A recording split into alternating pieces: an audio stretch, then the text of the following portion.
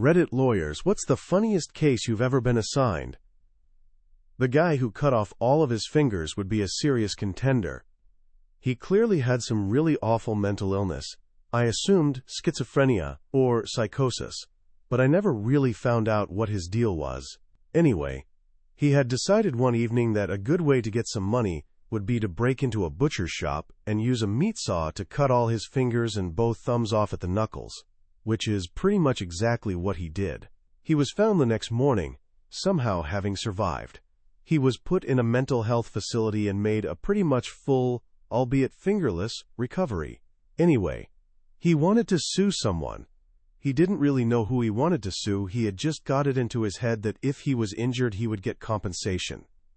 I remember his biggest question was whether he would get more money if he went back and cut off his feet too. Edit. Lots of people are asking how he managed to cut off the fingers on his second hand.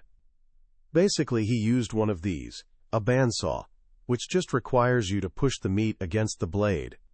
He apparently started with his left hand, cutting his fingers off one by one, then did his thumb. Then he switched hands and did the right hand the same way, except for the thumb.